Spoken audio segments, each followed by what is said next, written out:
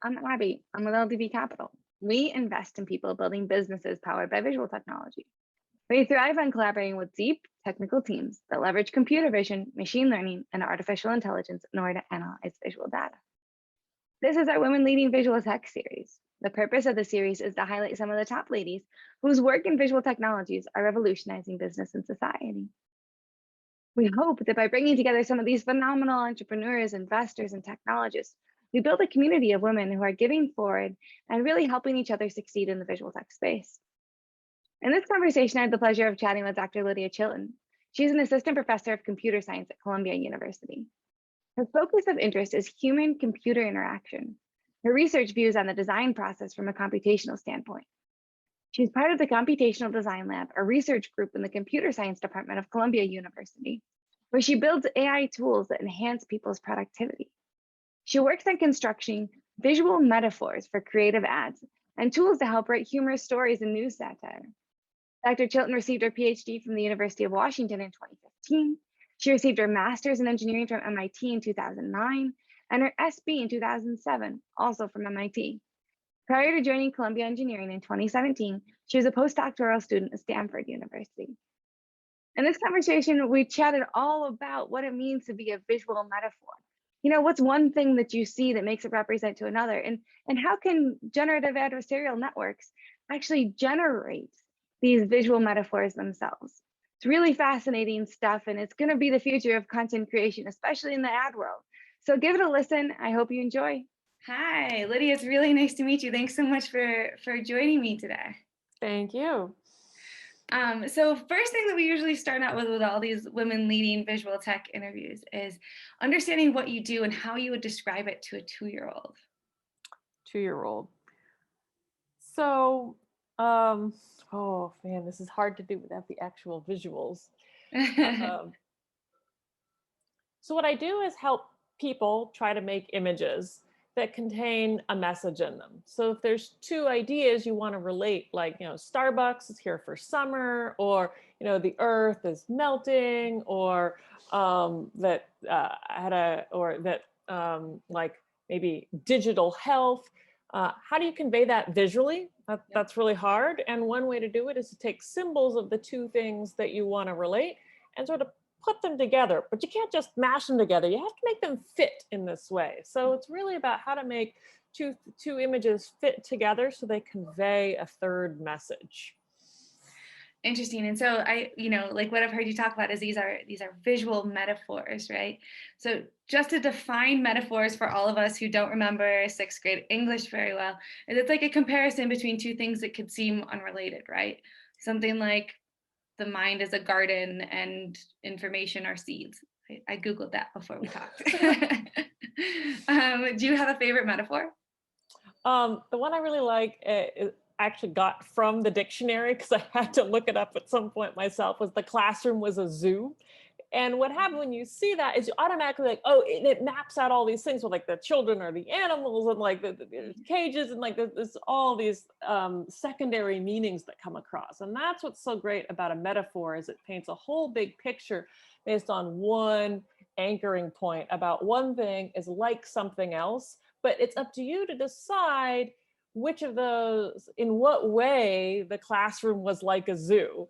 Is it because the children were animals, or was it something else? And so because it's a little bit undefined, it invites the listener to imagine that. And that's actually one of the reasons metaphors are more powerful than just saying the classroom was messy or the kids were uncontrolled. It paints a bigger picture and allows you to fill in the details from what you think about children and zoos and all these other things. So that's where some of the richness of language comes into it.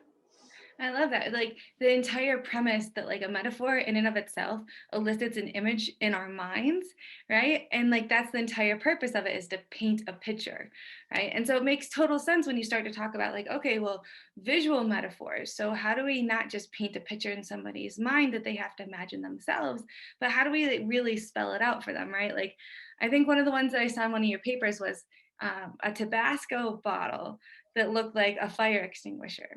Right. And so like eliciting this idea that like, oh yeah, Tabasco is really hot and it needs something to like, put that spice or Put that out the fire flames. in your food, right? And so what made you first start looking at visual metaphors and how they were created? So I have for a long time, I've had this obsession with trying to take very complicated or what people call creative tasks. I don't want to try to define creativity. That's hard. But anything people say that's too hard for either a computer to do or for even a novice to do. And so like, I don't think that's true. I just think there's a lot of layers to it. And we just have to understand what those layers are, make them really explicit. And then pretty much anyone can do it. A beginner, a computer, you know, like that's the whole point. But the point is to understand what the elements are, how they need to come together, so it's not magic.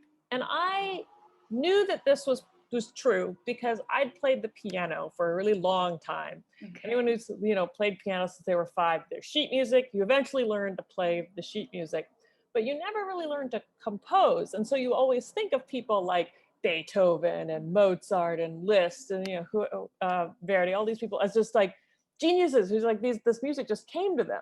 Yeah. But that's not true. It's not totally true, at least. It's I took a class. I was forced to take a humanities class in college. I was at MIT, and the humanities were not high on the priority list, but I had to take a couple. So I took a music composition class, and I realized there are rules to this music stuff. Like but there's this chord progression, like 4 to 5 to 1, and if it sounds like that, then people are generally going to like it. And I was just blown away that there was this. So it's not like every song has the same melody. It's not that superficial. There's a sort of deeper structure. There's sort of an architecture that's almost the same, or that varies very little between each song. And it made me think, oh, this is why I've been struggling to compose, because I just didn't know there was this deep structure. But Mozart knew it, and Beethoven knew it. These people had been told the structure. Yeah. Very similar to, in school, we're taught to write an argumentative essay. It's like a paragraph has a thesis sentence and then supporting. And if you don't know that, it'll take you a long time to figure out how to write a coherent essay. But if someone just tells you what the architecture is, you're like, okay, I just have to fit my thoughts to this architecture. And it's a totally different problem than I'm going to reinvent this from scratch. So anyway, these architectures underlie most things, whether they're creative, not creative, hard, easy, whatever. And they're just not always exposed to people. They're not always taught. So my 2 goals are always to discover those architectures and then teach them to people. And then if there's aspects that computers can help with, great, we'll do that. We'll do that too. That's really fascinating. And so, until you took that class, you hadn't necessarily combined this, fascination that you had on the computer science side of things with the creative side of things. What had sent you down the computer science pathway to begin with? I think it was because when I was in high school, I graduated high school in 2002. And so while I was in high school, the internet was just sort of starting. And I thought that was really cool. Like someone could just build I remember seeing the first web page that I'd ever seen. It was some random guys like geosites or angel, like these are technologies you're going to have to, Google to make sure I'm getting these names right. But it was just some like Star Wars fan page. I was like, I want one of those. You could just so you write were the Star Wars fan page. I was like the babysitter club fan page. Like that's where I was at those days. Yeah, and it just seemed like, wow, people are really connecting and sharing knowledge. And then, at AOL, you could chat with people, and all of this just seemed very exciting. You could, pirate music. That was very, very cool back, before that got cracked down on. But like, Napster. Yeah. And like not only was there a culture of the using the internet, but then you talk to your friends about, oh, how do you do this? Oh, this cool thing is out there. It just felt like the Wild West, like everything was possible, and like there were new things cropping up every day, and all of that was. All right, so I've got a question. I asked this to somebody the other day. Did you have a MySpace page? Oh, for sure. And did you Yeah. customize that MySpace page? A little bit. I really wanted to learn to create my own web pages though, so I created a lot of really crappy HTML websites. But yeah, Cool. I remember MySpace. That was Yeah, because MySpace, like, it seems like, at least for me, it was one of my first forays into, some kind of programming, right? And as yeah. much as, like, I wanted to make sure that Green Day was playing when somebody landed on my site, and I wanted, like, Very important. pink Etny logos in the background and things like this. And so it was like one of the first things that really kind of inspired people to start to think a little bit more in depth about the Yeah. internet and about computer science as a whole. And so it sounds like that really inspired you and kind of like took you down the pathway from a career side of things in college. But how did you get on the AI path? Right? Like there's a big jump between computer science and AI. So So what? I've been on and off the AI bandwagon for my entire career. It's sort of a love-hate relationship. It's fundamentally anything intellectual, like how do ideas happen? How was X created? Like trying to use AI to recreate and understand those things. This has been fundamentally always interesting Yeah. to me. Like how does the brain work? That kind of like you could sell me any book if it promised to say anything about how the brain works. And none of those books I read ever really said anything halfway useful because the answer is we don't know. But so, I would take, AI class, and you take the class and you're like, oh, that's just kind of like taking two dots and drawing a line that separates the red ones from the blue ones. Nothing about these classes seemed like the kind of intelligence that I was imagining AI would be. It's amazing in its own way, but it did not live up to what I thought it was. So then I'd be like, okay, let me not do that. And I started actually making applications, not of it, just of anything. It's actually an economics major, and the software that we had for doing data analysis was pretty terrible. I'm like, I'm gonna make better software and the more visual, in fact, because it was a command line tool and it didn't log. And I'm like, it didn't log any of your past stuff. I'm like, I can make this experience much better. So that was like my little undergrad thesis. But that was really rewarding because you put it in front of people and they can just be smarter when they do this. They're like, oh yeah, okay, let me compare what I did up there to what I'm, let me change this a little bit. Let me bookmark that. So just having a really sensible workflow that's very visual. So with data, just always be graphing the points was really. I guess getting back to, like setting parameters around things, right? Or an architecture and how to solve for something, even in the nature of economics and being able to display the information that you're looking to in a really meaningful fashion for people, it requires you to follow a certain architecture, right? Yes, very much so. And if there's an architecture there's some sort of rule that means that you can help automatically do it a little bit, or with, just having the user like tune the parameters or like give a few inputs, but they don't have to construct the whole thing themselves. So I really got into like making end user applications, and then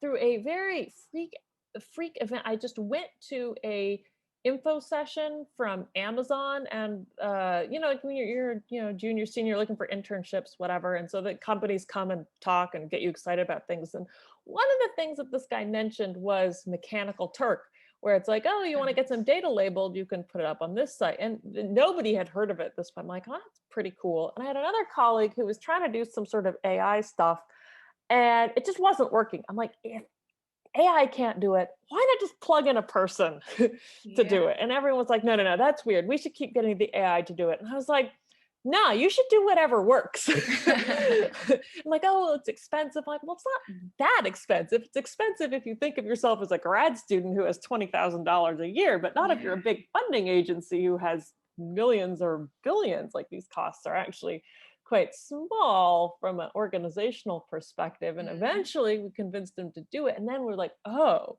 crowdsourcing, this is the way to get intelligence in your systems.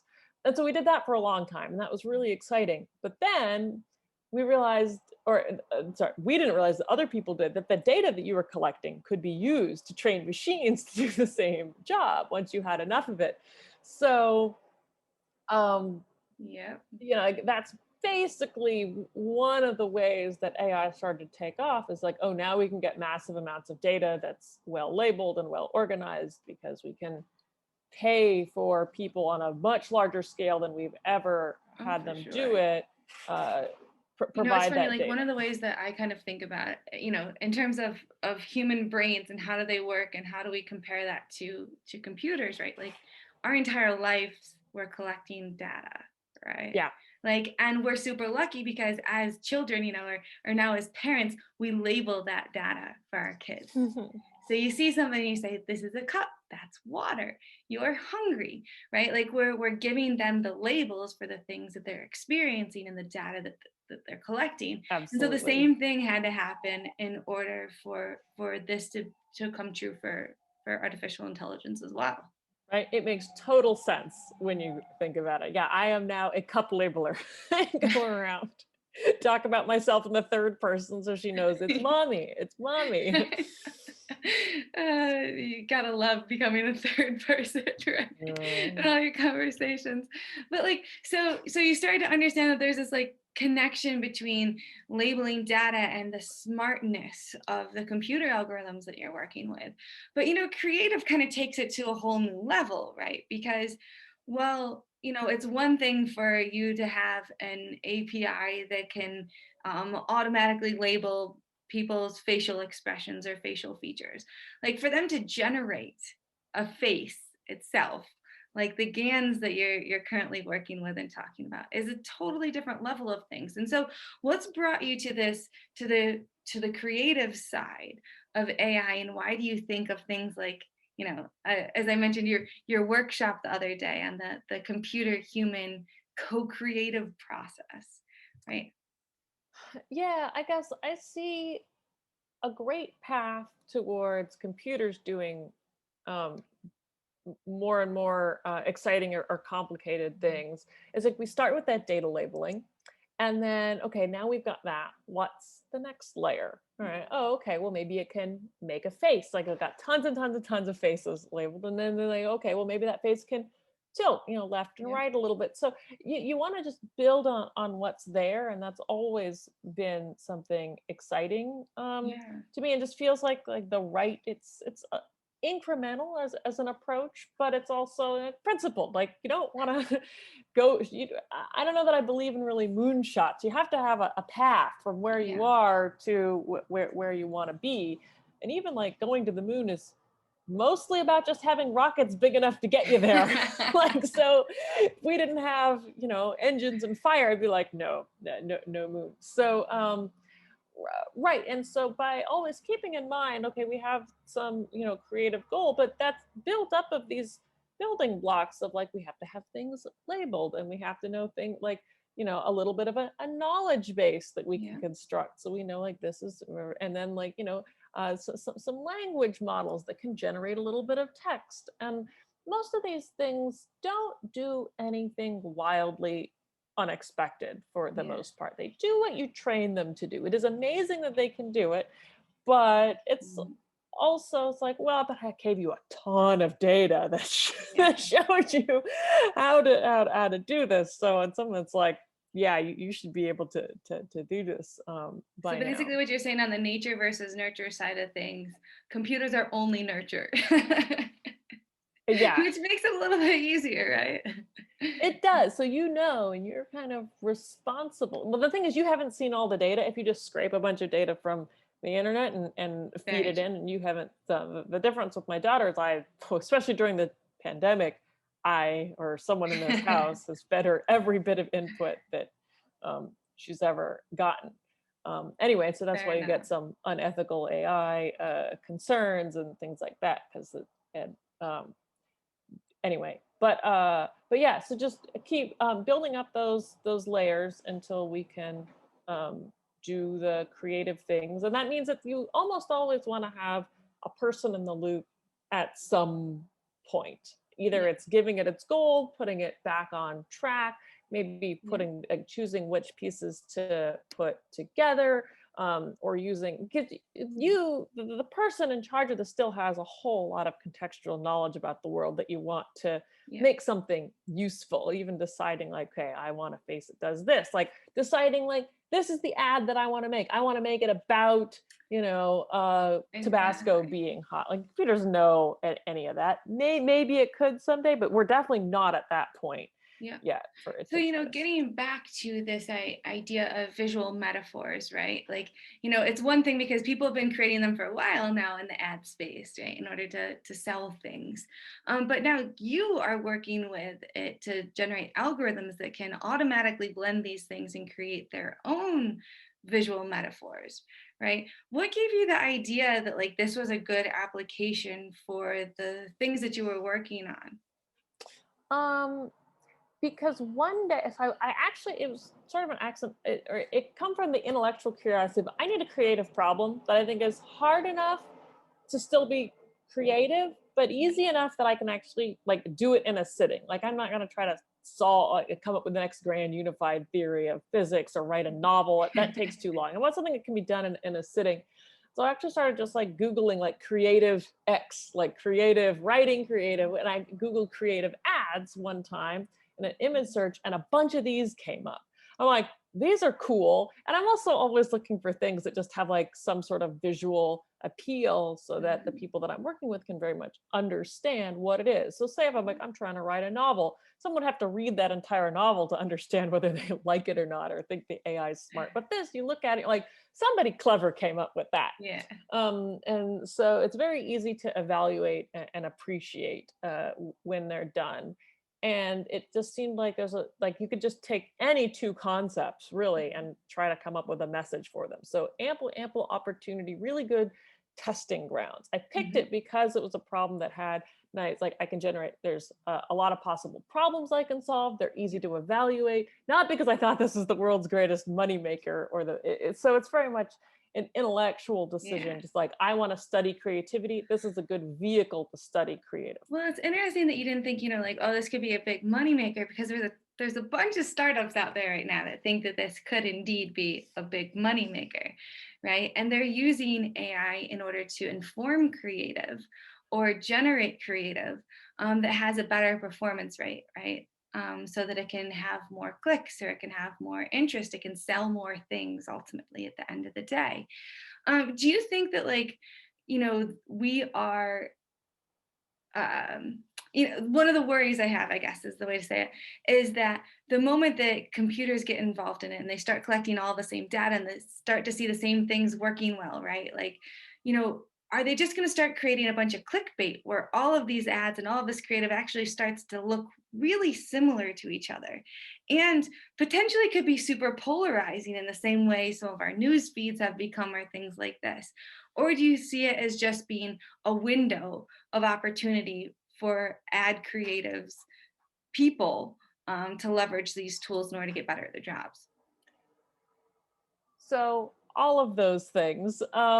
Let me say that, first of all, it's not unusual so take AI out of the equation. Like even people will say like, oh, that strategy worked for that person. I'm going to write headlines like that. So in journalism, if it bleeds, it leads. They all decided, oh, I'm going to take the thing that's the most horrific and I'm going to make that the headline. But no AI decided. It leads. I've never heard that. That's great. No, that is the like cardinal rule of journalism. Like, you don't put heartwarming things on like, oh yeah, emissions went down by 1/4 point. You went with like, someone was killed and it was horrible. And so you got news that all, like, you turn on news and it's all about like horrible tragedies that happen to people. It's not representative of people's days, nor maybe should news be.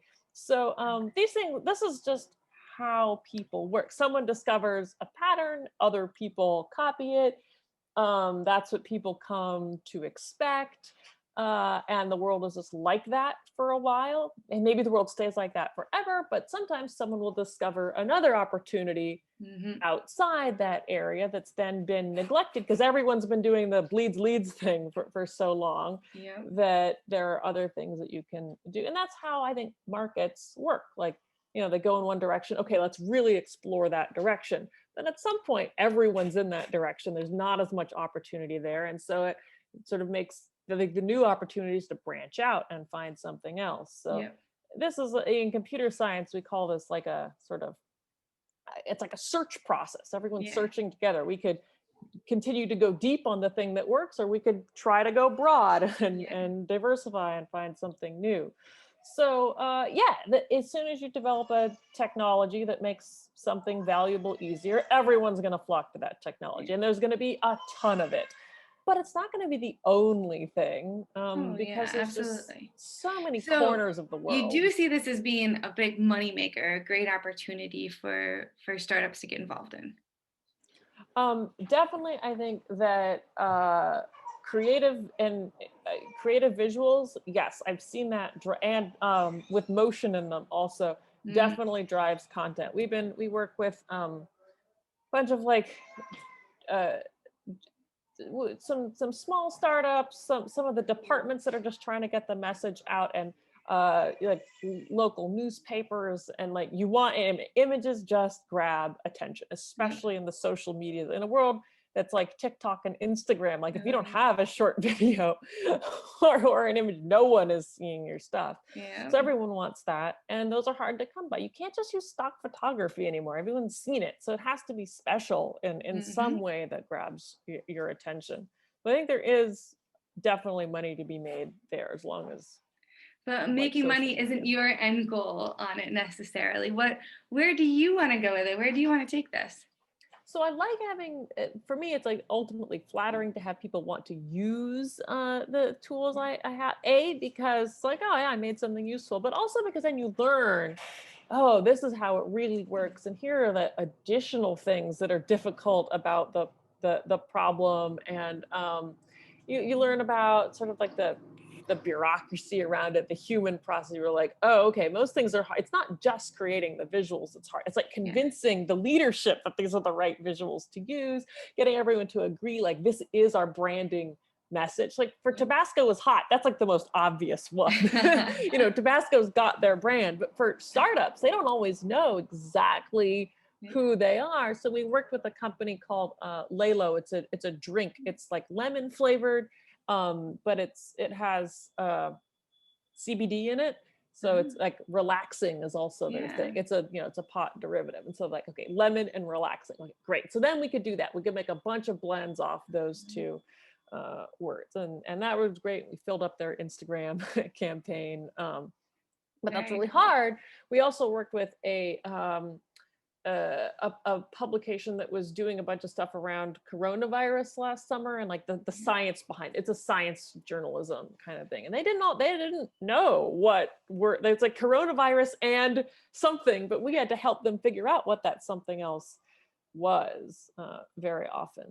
So anyway, there's just, by actually getting out there and working with consumers and doing it, we learned so much about the richness of the problem, and not just creating the visual, but creating the visual that fit their brand. And if they didn't know what their brand quite was, helping them figure that out. Yeah, absolutely. Really fascinating. And like it seems like in your career you've held positions at big tech companies, right? Why have you decided to do this at an academic institution? What intrigues you about academia?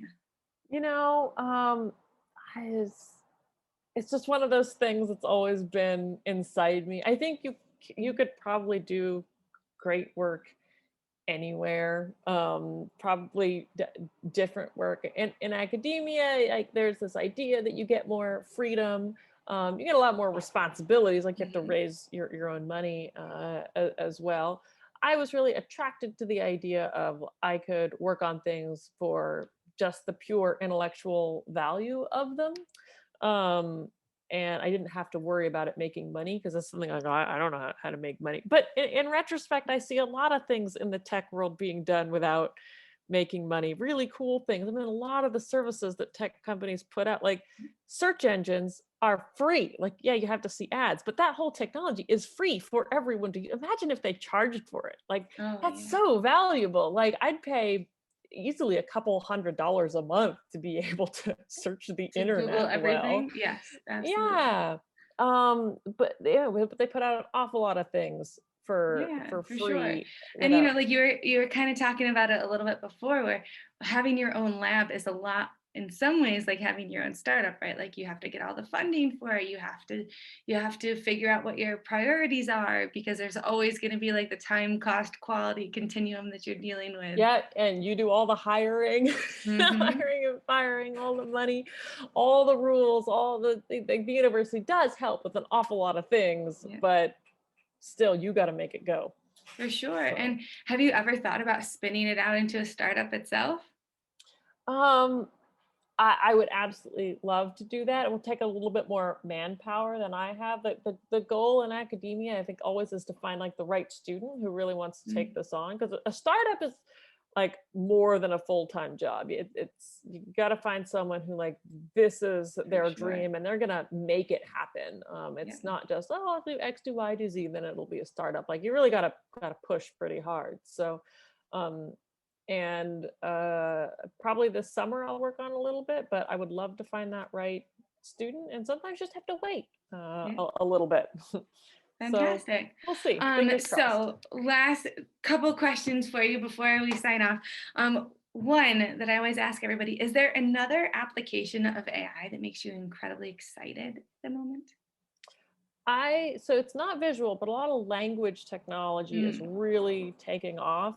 So the ability to summarize is a big deal. I have another project in the works where, have you ever happened where someone's like, oh, here's a cool YouTube video you should watch, and they send you the link. You're like, oh, it's 45 minutes. I don't know anything that's interesting in here. So we have this thing where you just put it in and it just creates a summary for you that you can sort of explore. So like that ability to summarize is amazing, especially when it's just... we have a portfolio company that's in the video conferencing space. And that's the entire premise behind what they want to be able to do, is that you can sign on and have a full conversation like this, and then you get the bullet points from that meeting afterwards, right? Yes. Which is a similar process in a lot of ways. Exactly. I think everyone wants that out there. It's hard to do, but if you can get anywhere close to that, it would be amazing.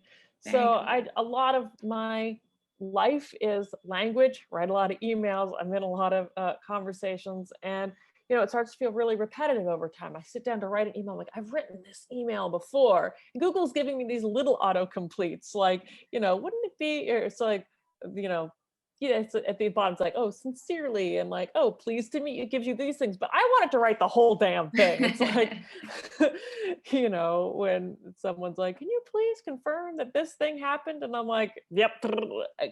Like, there's a whole lot of sort of bureaucracy that I think I do the same things every time. I, look for my document. Look, did I submit that rec letter? Yes, I did. Go back and type. Why do I have to do any of that? Absolutely. No, it's really interesting. We didn't get a chance to talk about it this time around, but hopefully next time we can talk a little bit more about the work that you've been doing in terms of productivity as a whole, right? Like in enhancing an individual's productivity, but also an entire firm's productivity, because the two are not, mutually advantageous in a lot of instances. Right? Oh, that's true. And so it's been really exciting to talk with you. Thank you so much, Lydia, for joining me today, and for sharing so many of your insights. Really excited, and we'll make sure that we showcase to everybody who's reading along with this some of the amazing visuals that you are coming up with. Yeah, great. Yeah, and for the ones I mentioned, I can link you to where I'll send you a couple PowerPoint decks that have all the images in them if you want to use stuff. So fabulous. That sounds great. Thanks so much. Really nice to meet you. Thank you. Bye.